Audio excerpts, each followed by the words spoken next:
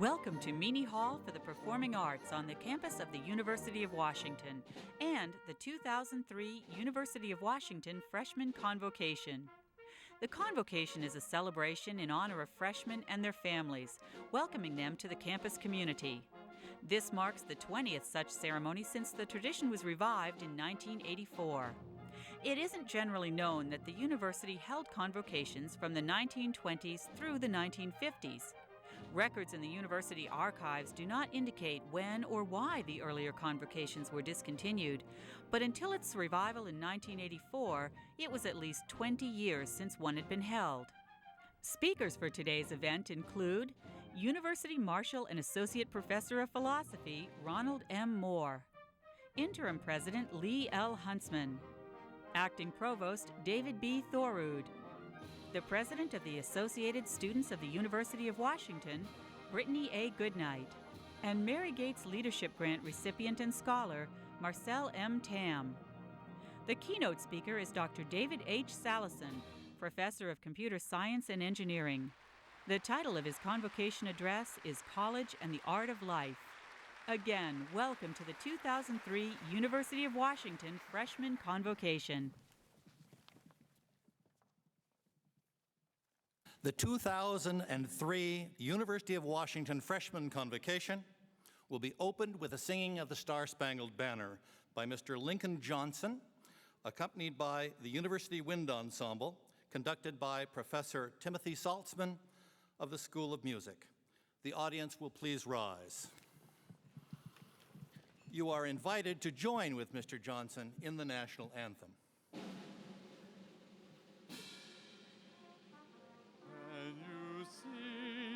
By the dawn's early light, so proudly we hailed at the twilight's last gleaming, whose broad stripes and bright stars through the perilous fight, o'er the ramparts we watched, were so gallant.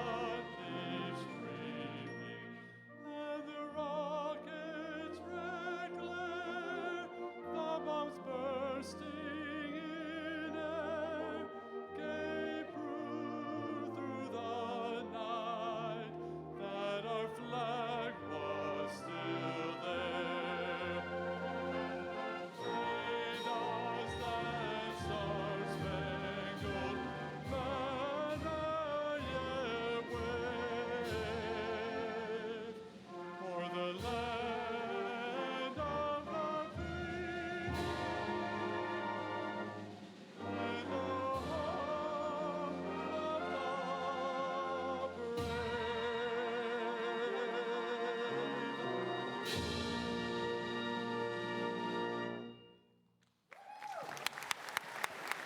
Please be seated. Welcome to Meany Hall for the Performing Arts and the University of Washington Freshman Convocation. I'm Ron Moore, the University Marshal.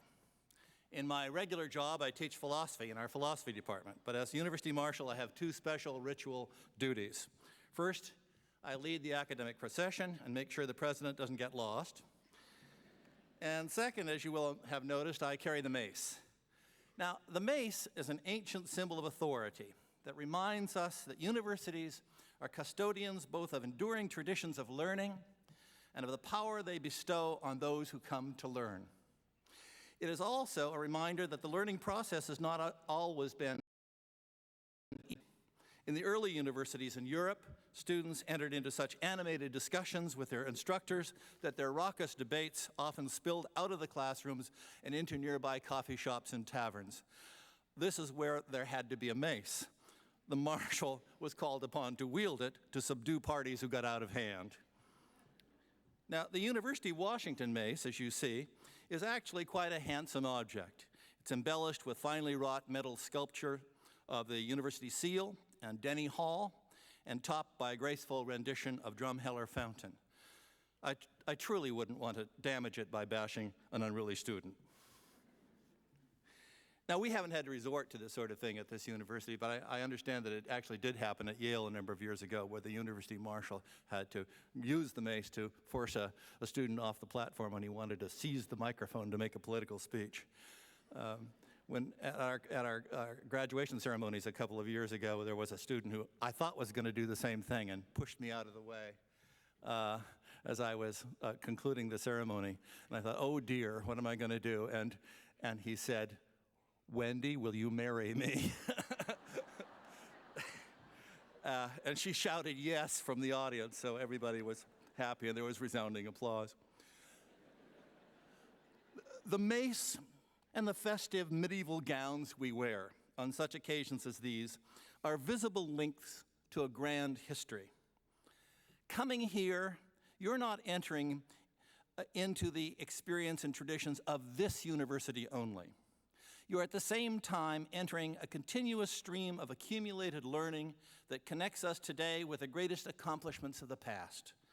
The greatest writing, the greatest music, the greatest art and science and sports and philosophy, and so much more in all times and in all cultures.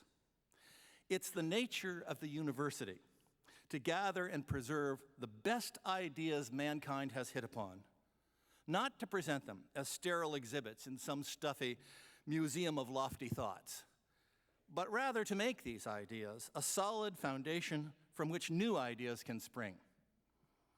The wonderful thing that you students will soon discover is that whereas up till now you've looked at this historical flow of ideas from the riverbank, as it were, you will now be immersed in it.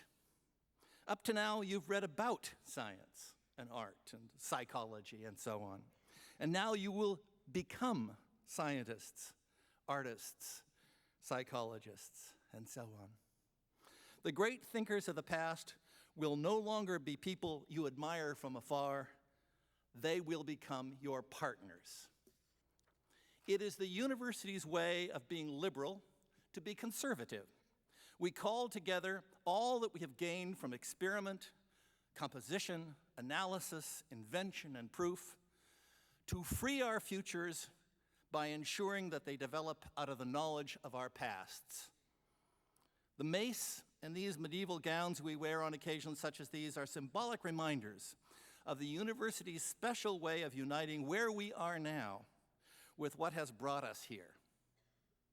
Edmund Wilson once was asked to distinguish the American from the British mentality, and he said, "The British are captives of the past, while Americans are captives of the present."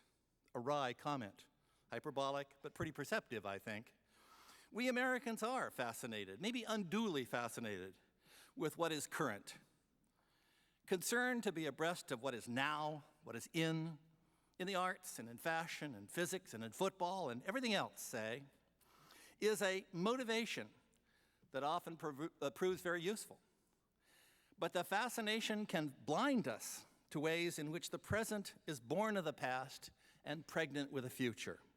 We need to avoid being possessed by the present as much as the British need to avoid being possessed by the past. We, like they, need to possess rather than being possessed by the present, the past, and the future. This is precisely what we hope and expect will happen to you in the course of your education here. The University of Washington is committed to putting you in a strong position to grasp and savor the present and the past as you move to take charge of your own futures. Above all, a university is a place where free and orderly thinking is cultivated, one where every idea is given its due and tested in the crucible of critical reflection. For this reason, above all, it is the natural and the best place to begin the thoughtful and arduous process of counteracting hatred and prejudice. It is the trailhead of a path to a better, safer, more tolerant, and more understanding world. This is, I think, a particularly important mission in this time of international distrust, misunderstanding, and political unrest. Finally, let me turn to the special character of today's event. A convocation is, as those of you who recall your high school Latin may remember, a calling together. Calling together. Today we call together our incoming freshmen and their families so that we may celebrate with you the beginning of university education and welcome you all to membership in our campus community. This is the 20th such ceremony since we initiated these events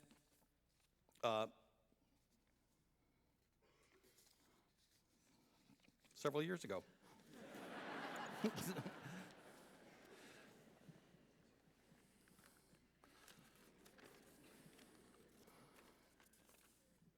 Since the tradition was revived in 1984 after a 20-year hiatus.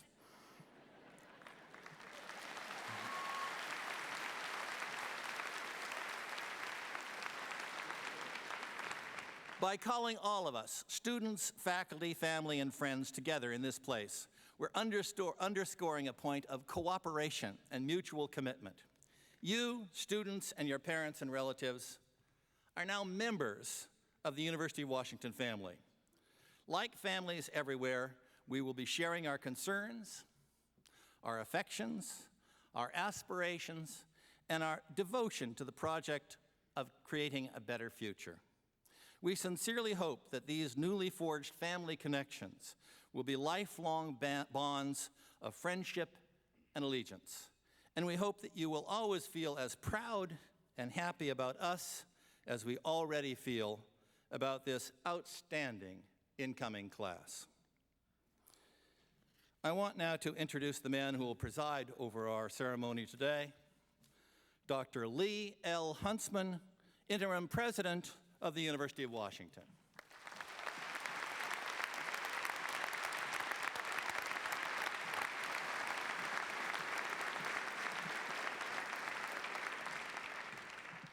Thank you, Marshall Moore, for opening these ceremonies, for keeping me from getting lost, and for your very perceptive remarks about what we are about as a university.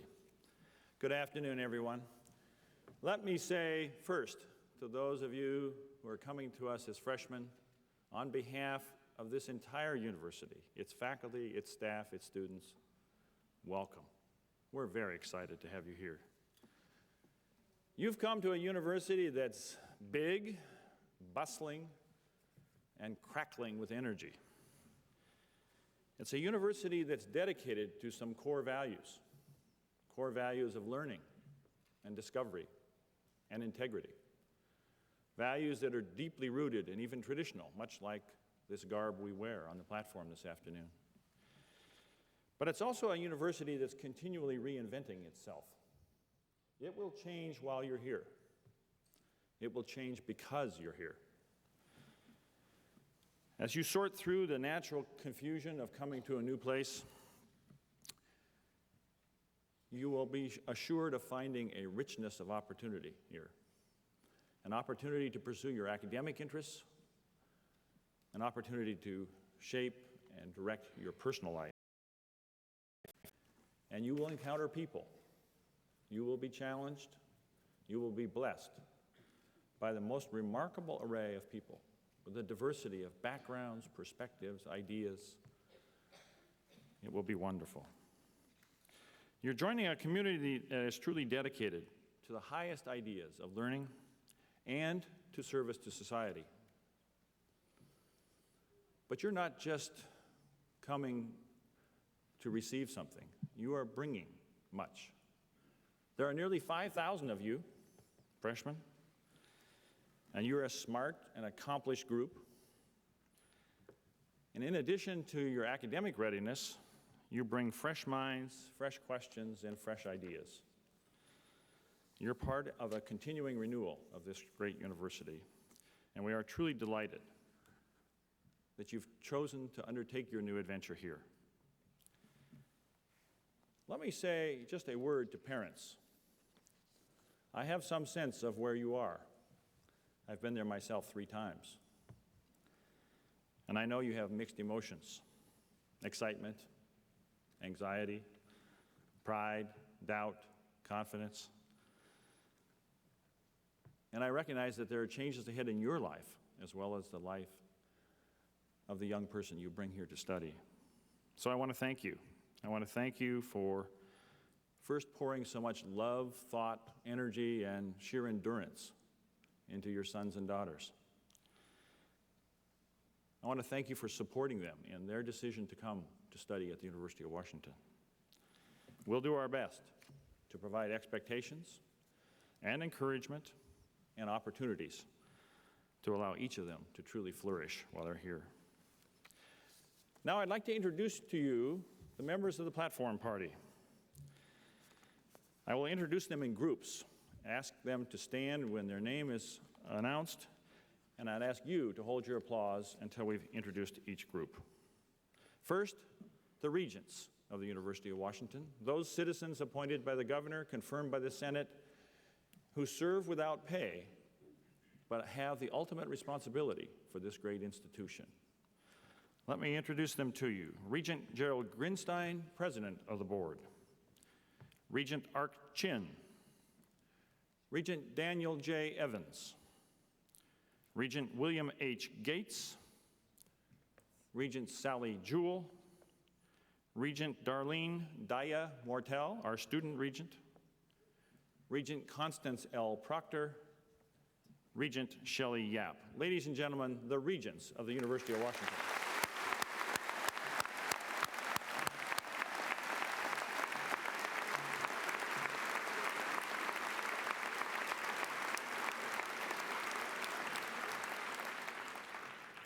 An essential component of the university in its decision-making about especially its academic mission is the Faculty Senate, where the values, decisions of the faculty come together in one organized way. That critical body is represented here today by the chair of the Faculty Senate, Professor Douglas Wadden.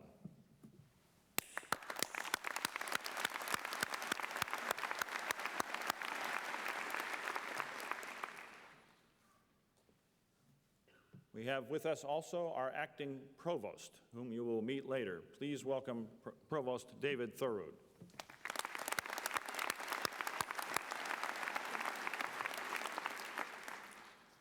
We have several vice presidents and other administrative representatives on the platform this afternoon. They include Weldon Eyrig, Executive Vice President, Connie Kravis, Vice President for Development and Alumni Relations, Ernest Morris, Vice President for Student Affairs, Gus Kravis, Vice Provost and Special Assistant to the President for Student Relations, Carol Nichols, Executive Assistant to the President, and Norman G. Arkins, Associate Vice President of University Relations.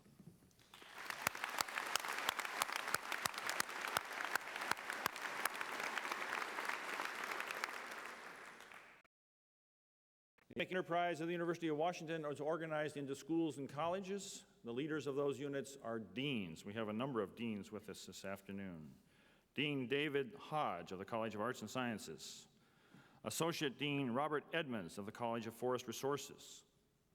Dean Yash Gupta of the School of Business Administration. Associate Dean Ruth Craven of the School of Nursing. Associate Dean Daniel Hunt of the School of Medicine. Associate Dean Margaret Spearman of the School of Social Work. Dean Patricia Wall of the School of Public Health and Community Medicine.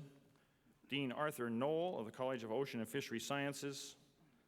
Chancellor and Dean Warren Buck of the UW-Bothell campus. Dean George Bridges of Undergraduate Education. Please welcome our deans.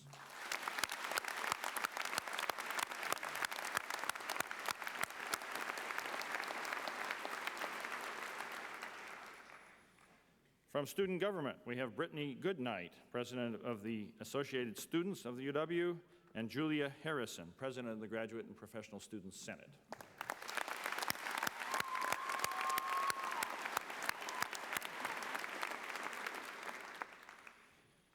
We also have our speakers this afternoon, Professor David Salison and student Marcel Tam.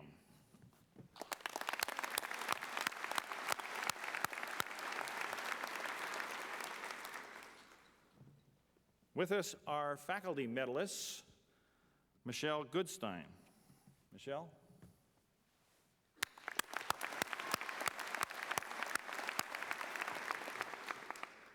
We have a very active and successful Alumni Association. Representing them here today is the Alumni Association President, Don Williams.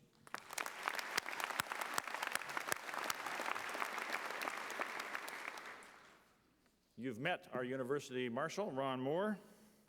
Now, there he is. All right.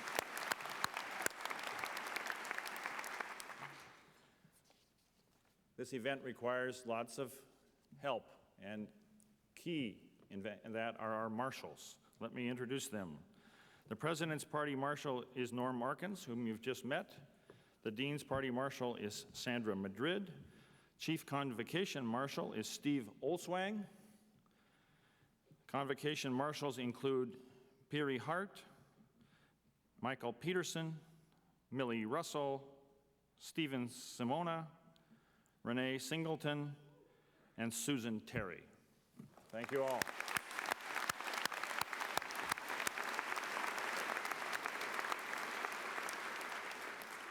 The conductor of our University Wind Ensemble is Timothy Saltzman. Timothy, thank you, sir.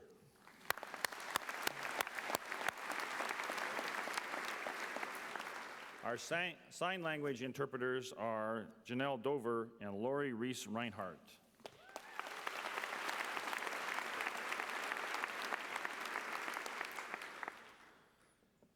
We have a very active and effective student government at the University of Washington. We're pleased to have the president of that group, Brittany Goodnight, with us this afternoon. Brittany is from Chugiak, Alaska. She's majoring in international studies with a minor in Chinese. She expects to graduate next June. And her ambition is to work internationally to advocate for the rights of women and the working class. She's a strong student and a terrific leader. Please welcome Brittany Goodnight.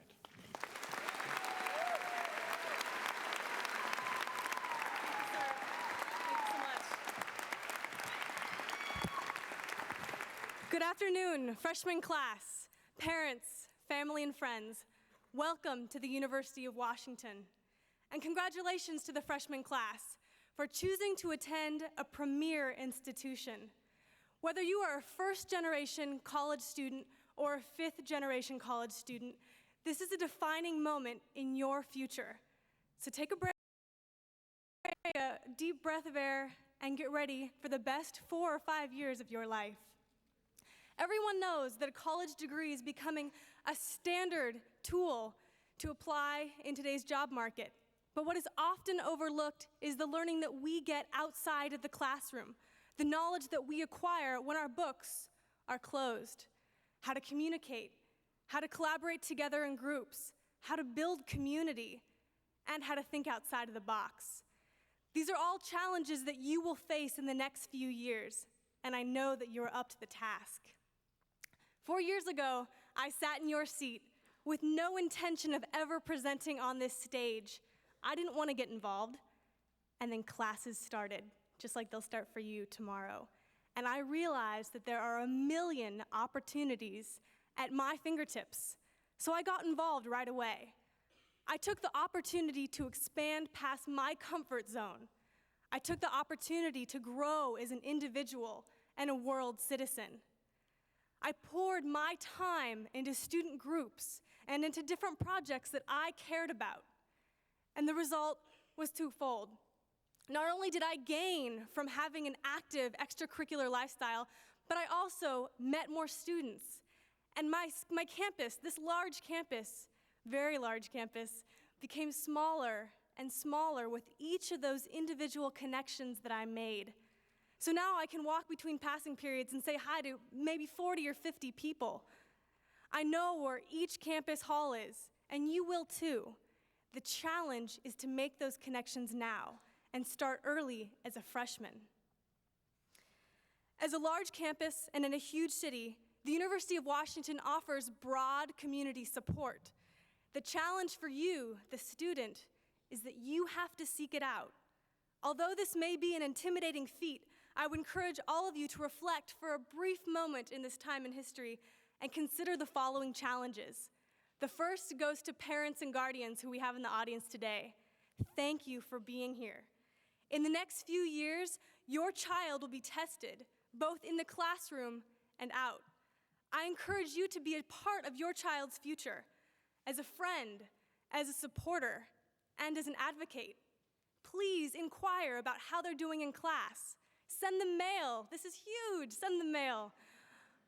And of course, if you're interested, be an active supporter in different student lobbying and efforts in Olympia. Students and the administration are working hard to ensure that our tuition increases at a reasonable, reliable rate. So whatever level of interaction you would like to have, the most important thing, be there for your student. These are a tough 4 or 5 years. With your support, for sure they can make it through. Next, to the entering class, I have a few more challenges for you as well. The first is just recognize that not every person gets to be in your shoes. Not everyone has the opportunity or the privilege to access higher education. Please be grateful about what you're about to do tomorrow morning. You start classes. Again, realize not everyone has the opportunity to do that. Secondly, listen to and respect your peers. You are each other's most effective teachers. Listen to each other's life stories and experiences. Share with one another. Don't be afraid to stand up if you think an injustice has been committed. Find your voice. And find the voice for others who maybe haven't found it yet. There's nothing wrong for standing up with each other. In addition, I think it's important that we need to defeat the idea that history is inevitable. We, as individuals and a community, will shape history. As the incoming class, it is your chance to take ownership of this university and get involved today. Involvement is on a huge scale, covering many different things. Involvement is doing a research grant, being a student athlete, volunteering on or off campus. Involvement is sharing your poetry, joining the hundreds of student organizations on campus, joining your student government. Involvement is also being an active registered voter. Your involvement, your student voice on campus is. Tomorrow will be the real test. When classes begin, you will truly begin to realize how large the student population, the campus, and this experience really is. So for tomorrow, I challenge each one of you to find one way to connect, to make at least one new acquaintance, and to ask your professors at least one question in class. Your campus community is here to support you, but you have to seek us out. And I can tell by your excited and determined faces that you will succeed in making these connections and that you will have an amazing experience at the University of Washington. Thus, I wish you all the best of luck this year and in all of the years that follow. Thank you.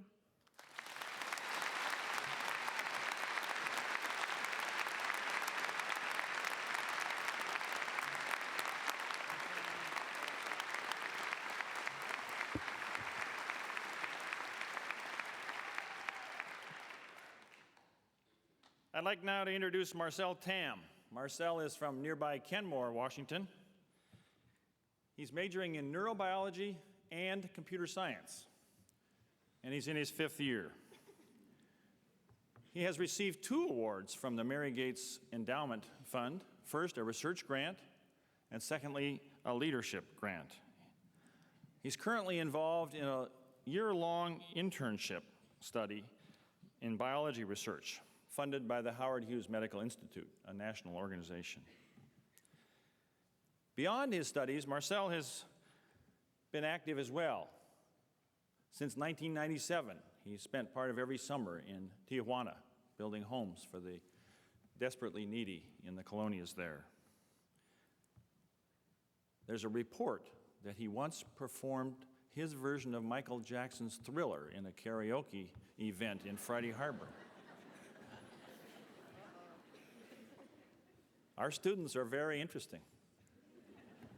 Marcel plans to become a medical doctor and then teach, study, and interact with biology in a variety of settings. Please welcome Mary Gates scholar Marcel Tam.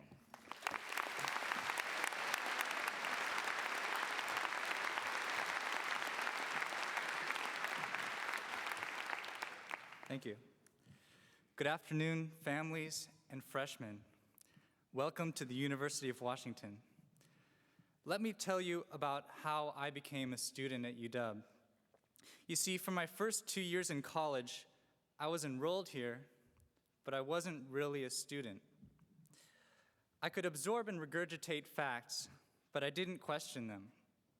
I could perform well enough on an exam, but promptly forgot the material. And I could pick up isolated concepts, but I didn't piece them together. I might have kept this robo-student mindset, but something happened that opened my eyes and eventually afforded me the unique opportunity to stand before you today as a scholar.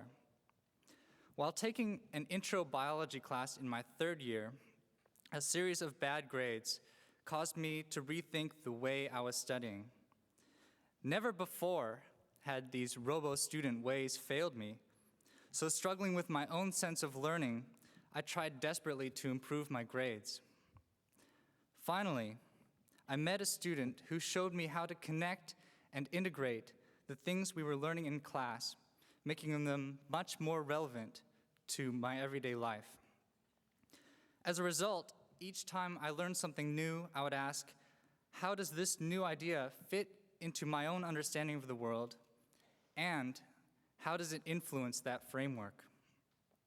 Suddenly, I saw connections between plant physiology and the electromagnetic wave theory from my physics class. And I could now see the relationship between the high-energy particles constantly being radiated by the sun and the need for error checking in the random access memory, or RAM, of personal computer systems that we studied in computer science. This is something that you can apply to your education as well. For example, starting tomorrow, there will be 123 learning, among other things, how to use lenses and optical principles to magnify distant objects. Also starting tomorrow, UW students in Rome, Italy, will learn how Galileo's use of these lenses allowed him to gather evidence that the sun, and not the earth, is the center of the universe, thereby contradicting the majority view of the time. And finally, starting tomorrow, a group of students in Comparative History of Ideas 496 will study the literary works of contemporary poet and deceased hip-hop artist Tupac Shakur about the importance of questioning mainstream ideas, just like Galileo did with his lenses.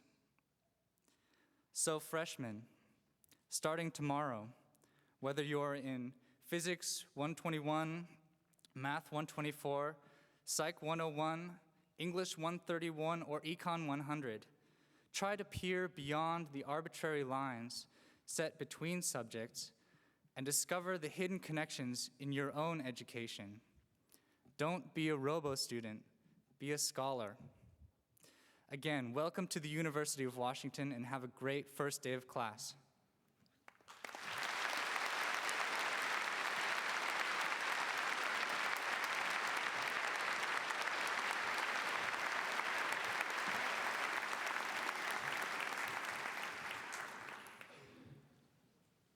The provost is the chief academic officer and the chief budget officer of the University of Washington. Here to introduce our convocation speaker is acting provost David Thorud.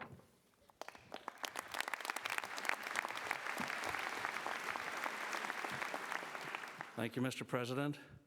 The convocation address today will be given by Dr. David Salison, who is a professor in the Department of Computer Science and Engineering, and this is a department that has tremendous national and international stature. David joined the University of Washington faculty in 1992. He received a Bachelor of Science from Brown University and a PhD from Stanford. And I want to say, David, I'm really sorry about what happened yesterday in Husky Stadium.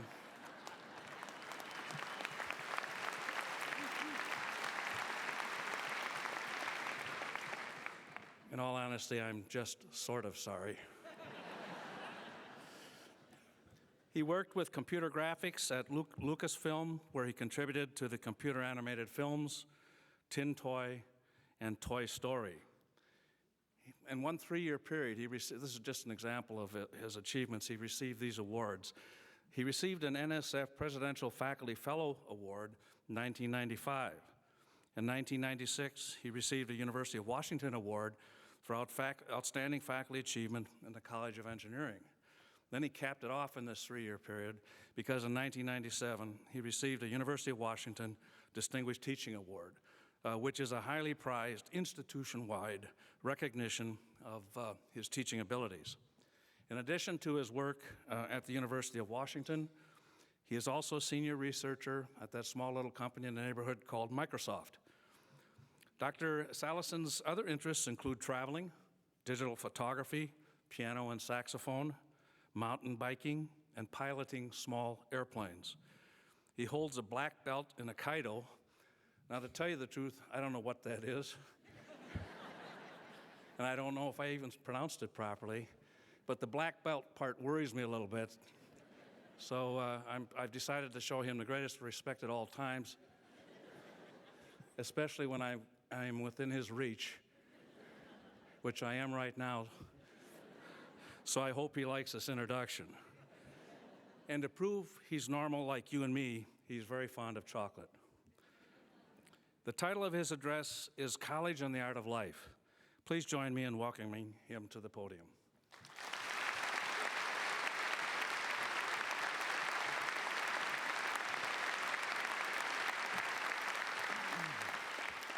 All right. I want to thank Provost Thorud, President Hunt, the faculty, and especially the class of 2007 and their parents for giving me this extraordinary opportunity to be with you here today.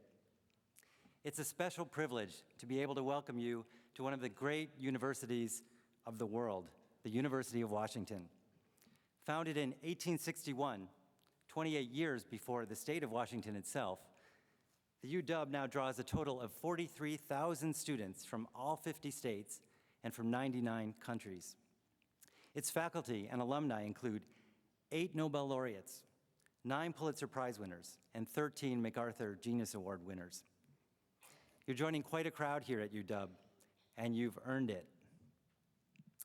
It's no doubt a huge change for you coming to a large university like this.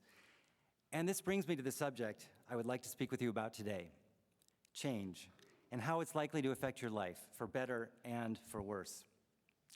And how you can use your few years here to best prepare yourself for the dramatic changes that you will surely witness in your lifetimes.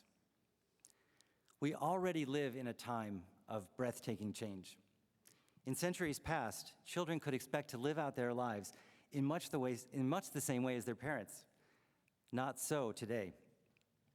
A couple of years ago, I heard National Medal of Technology winner Ray Kurzweil speak about change, and he pointed out how many of the changes that we witness today are really examples of exponential growth.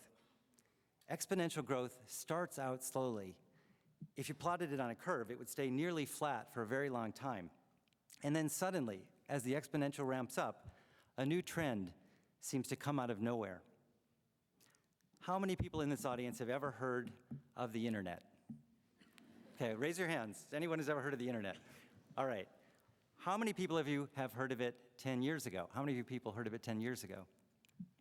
Okay, a few. How many of you had heard of it 20 years ago? Okay, well, that's not really fair, I guess, to a lot of the freshmen here.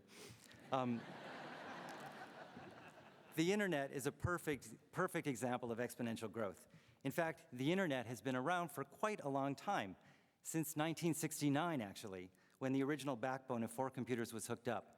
But very few people were aware of it until the exponential took off. All kinds of other technologies are still in the ramping up stage, but they'll be in your lives soon. Nanotechnology is one example. We've got scientists here at UW, like electrical engineering professor Carl Boehringer, who are making ever smaller electromechanical devices. It is estimated that such devices are literally shrinking in size by a factor of 5 in each linear dimension every decade. Another exponential. Genome sequencing is another such area. When the 15-year Human Genome Project was first announced back in 1990, critics charged that it would take 10,000 years to sequence the whole human genome. But they were forgetting about exponential growth. In the end, the project came in 2 years ahead of schedule. So what are the implications of all this exponential growth in so many different areas of technology? I think they are huge, unimaginably huge. In the next 20 to 25 years, we will see a whole century of progress at today's rate. And that's just the beginning, because the very rate of progress itself is also an example of exponential growth. So by the end of the century, we'll see 20,000 years of progress at today's rate. That corresponds to 1,000 times more change than the last century, which was already pretty dramatic. Human longevity, by the way, is also increasing exponentially. For most of human existence, life expectancy ranged from 20 to 30 years. In the 18th century, we added a few days every year. By 1840, Swedish women held the world record for life expectancy, 45 years. Over the 19th century, life expectancy started increasing by a few weeks each year. Today, in industrialized countries, life expectancy is around 80 and growing by 4 months a year. You can see where this is going. By some estimates, within a decade, we'll be adding more than 1 year per year to the human lifespan. So, most of you freshmen especially are likely to live for a very long time. And in that time, you'll witness and experience some truly dramatic changes. Take computers. Right now, a computer is basically a brittle thing that you have on your desk or that you cart around with you. This is sure to change. Computers will essentially disappear. They'll become embedded in the environment, woven into your clothing, and quite possibly implanted into your body and mind. This is not just science fiction. For instance, UW professor Tom Furness has developed a retinal display that uses a low-powered laser to draw an image right onto your retina. I've tried it myself. I have to admit it was a little bit scary, but I'm still here. In my own department, Professor Chris Diorio is collaborating with zoology professor Tom Daniel, one of those MacArthur Award winners, to implant microcomputers into the brains of live marine mollusks. Elsewhere, experimenters are already implanting chips into human brains, restoring limited hearing and sight to people who were once deaf or blind. What will life be like when humans have memory and intelligence augmented by computers? Computers that have greater computational power and memory capacity than their human hosts, and possibly even more power and capacity than the whole human race combined. Exciting, yes, but scary too. These are the kinds of challenges that you will face in your lifetimes. And these are not the only challenges you will face. You have only to look at the state of the world today to get a sense of what may lie ahead. Take this past year, which has been marked by frequent and very graphic reminders of the effects of environmental disruption. In May and June, India and Pakistan were hit with a 125-degree heat wave that killed 1,200 people in a single week. Just last month, record-breaking temperatures all over Europe killed nearly 15,000 people in France alone. This sounds like science fiction, something happening in some strange dystopian future, but it's happening already today. And in fact, I'll mention that this morning on the radio, I heard that we're going to set a record for heat today in Seattle of highs over 80s. Previous record was set in 1970, was 79 degrees. Closer to home, average winter temperatures in Alaska have warmed by 8 degrees over the last 3 decades. Polar ice volume has already decreased 42% in that time, and scientists are warning that the summer Arctic ice cap could disappear entirely by mid-century. Just this week, the New York Times reported that the largest Arctic ice shelf, a 3,000-year-old, 100-foot thick layer of ice, has recently disintegrated, releasing a huge layer of accumulated fresh water into the sea. Where will all this lead? What does all this matter? UW professor William H. Calvin has one theory. By examining the fossil record, he's discovered that the Earth is prone to sudden, dramatic reversals in temperature. And he believes that, paradoxically, our current warming trend could trigger just such a change, sending us back to ice age temperatures within the span of a single decade. How could this happen? It's a long story, but basically, he has predicted that the melting polar caps could release sudden large quantities of fresh water into the ocean, as this week's news confirms, which could in turn shut down the Gulf Stream. The Gulf Stream, as you may know, is the warm current flowing north from the tropics that keeps Europe about 15 degrees warmer than similar latitudes on Earth. Without the Gulf Stream, Calvin estimates that Europe's climate would support only 5% of its current population. And he predicts that the sudden loss of resources and resulting population crash could easily lead to global war. All this triggered by a climate change that could take place within the course of a single decade. These are the kinds of challenges you will face in your lifetimes.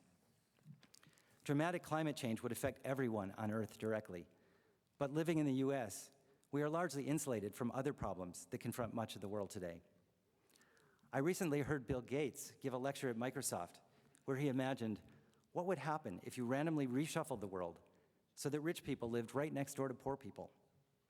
Nearly half your neighbors would suffer from malnutrition. About 30 hungry. 1 in 12 of the children on your street would die of some mostly preventable disease by the age of 5, from measles, malaria, or diarrhea. 1 in 12. If we came face to face with these inequities every day, I believe we would already be doing something more about them. Let's take the example just a little bit further. On your street of 100 people, there will be a total of 8 or 9 cars. Of course, the 5 people on your street from the US, let's call it a family of 5 for argument's sake, would own 2 of those cars. The same family of 5 would also possess 60% of the wealth on the street. Finally, of all the people on the entire street, you, and you alone, would be the one person with the benefit of a college education. It really is a special privilege to be at a university such as this. How are you going to make the most of this opportunity? How will you use your college education to prepare yourself, not just for your first job after college, but for the enormous challenges that you and the world will face? This is the question I would like to turn to now. As I've said, most of you will live for a very long time. You will see many changes and confront many challenges. The art of life is learning to cope, thank you, with those changes and challenges, to adapt to and influence them, to seek the value in them, and ultimately, hopefully, to embrace them. If you let it, college can prepare you for the art of life. Think of your learning as practice. Given the expanding rate of change, you cannot possibly now know even what it is that you will need to know in a few decades' time. So you're practicing when you learn something here. And all your life, you'll be practicing. I should probably just end the talk here, but being a computer scientist, I'm never satisfied just to stick to high-level principles like learn how to think or learn how to learn, however important they may be. Personally, I want to know how to reduce principles like these into practice, how to implement them in some way in my daily life. So I've come up with 11 suggestions, or exhortations, if you will, 11 concrete things that you can do as you begin your college years here tomorrow to prepare yourselves for the kinds of challenges that you will face in your lifetimes. Here we go. Number 1, become an expert in something. It's not the expertise itself that's so important, at least at this stage in your career. What's important is learning to become an expert in something, anything. How to go beyond the introductory material in a field and attain a level of depth that allows you to at least read the primary literature and perhaps even contribute to the field's body of knowledge yourself. If you learn how to become an expert in one thing, those skills will be surprisingly easy to transfer to another whenever you need to later in your career and life. Number 2, branch out. You need to become an expert in something, but don't stop there. Study diverse subjects as well. Take a writing class, take up a musical instrument, learn a new language, take a studio art class or a class in art history, or if you're an art major, take an introductory programming class. You'll never be in an environment like this again, where so much is so readily available to you, with top departments and faculty in virtually every field imaginable. Take advantage of it. Above all, you engineers especially, don't neglect the humanities. History, philosophy, literature, these subjects will help develop your awareness of the world, as well as your own self-awareness, preparing you for the many moral and ethical challenges you will face in your professional careers. Number 3, find a community. The UW is a big place. If you haven't noticed this already, you certainly will tomorrow when the rest of the 43,000 student body shows up. How do you cope with that? Here's one suggestion. Find yourself a community within the university. It could be your academic department, or it could be a community built around an extracurricular activity like an athletic team, a political action group, or any of the fine charitable organizations on campus. Choose a community that shares your values and provides a supportive environment. Number 4, find a mentor. You may not realize this, but as an undergraduate at UW, there are all kinds of opportunities for working one-on-one with faculty on individual study projects or research. Take advantage of them. Ask around, use the internet. And who's working with undergrads? The mentors that I was fortunate enough to find were perhaps the most vital part of my entire undergraduate experience. And what's more, these mentorships have evolved into close friendships that continue to this day. Number 5, collaborate. Professors are not the only people you can learn from here. As Brittany said, your peers are an amazing resource. You can learn a lot from them too. I'm not only talking about the students in your own field. You will learn even more from people in totally different disciplines, whose talents, skills, and working styles may be nothing like your own. You can meet all kinds of people from all over the world at UW. Take this opportunity to expand your horizons. Number 6, take risks, except of course with your health. Be experimental, challenge yourself. Get used to operating outside your comfort zone. This is how you will truly learn and grow. Don't shy away from challenges just because they seem too difficult. Acknowledge that fear. It's a very legitimate sensation. And then take the plunge. How else are you going to stretch yourself and discover your true potential? And what safer place to do it than in your 4 years of college? Don't be afraid to take a chance. Number 7, remain open to opportunities. In college, as in the rest of your life, you will undoubtedly be faced with many disappointments. Perhaps that class you really wanted to take is full up or is no longer offered. Or perhaps you weren't able to fully achieve that ambitious goal that you set for yourself. Don't despair. As Albert Einstein once said, in the middle of every difficulty lies opportunity. Or, as the great Bob Marley put it, when one door is closed, many more is open. Thought I would try to stretch myself there, a little outside my comfort zone.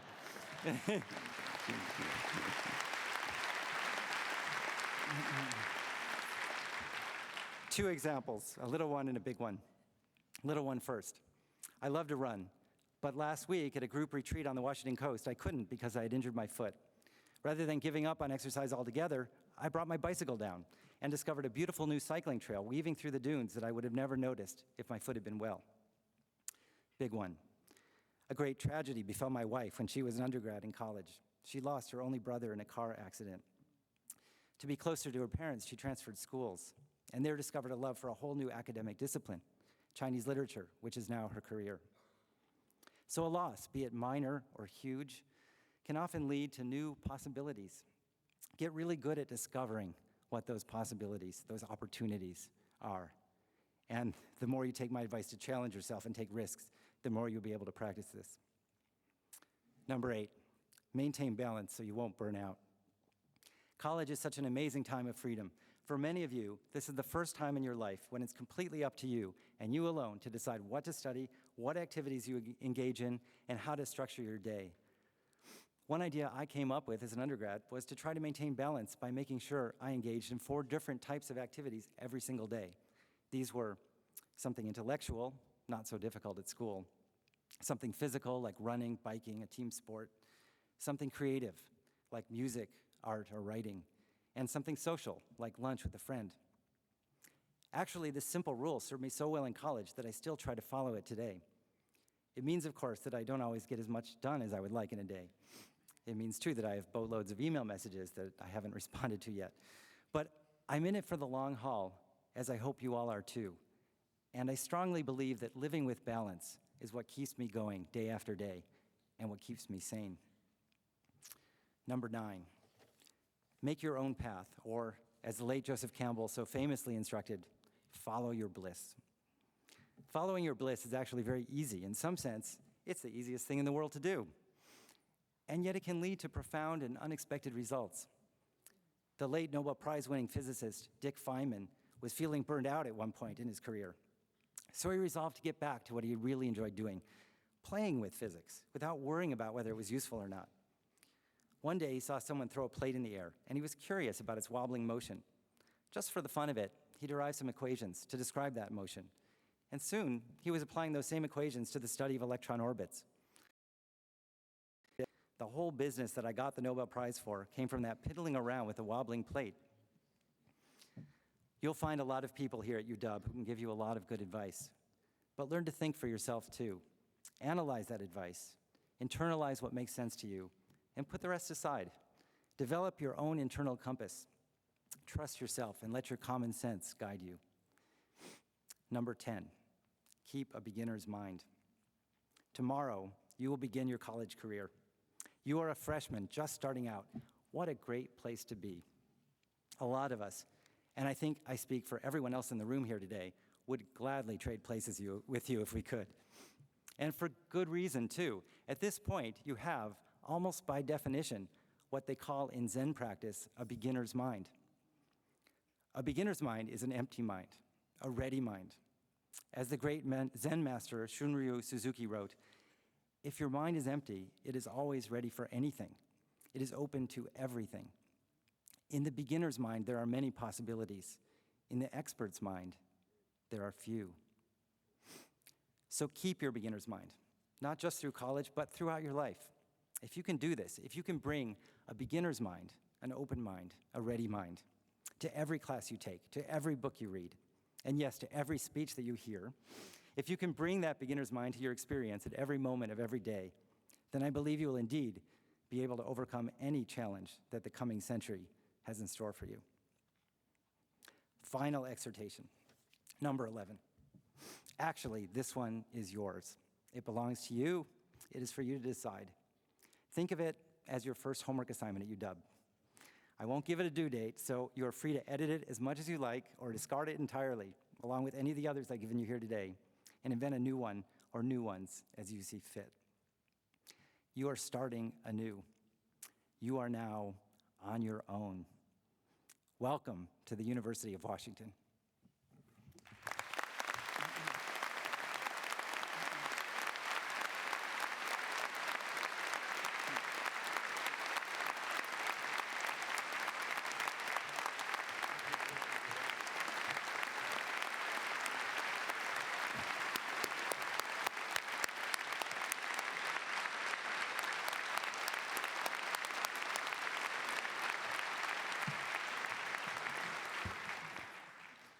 Thank you, Professor Salison, for those wise words.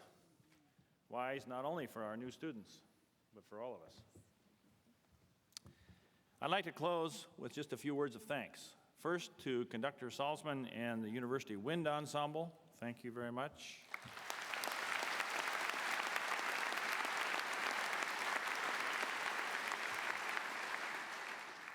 Next, once again, thanks to you parents and family for your courage and commitment and your willingness to bring these young students to the University of Washington. Finally, to you freshmen, once again, thank you for choosing to come and be part of the university. We wish you great success and much satisfaction, and we're determined to help you in every way we can. So thank you all for coming today. Marshall Moore will now come to close these ceremonies.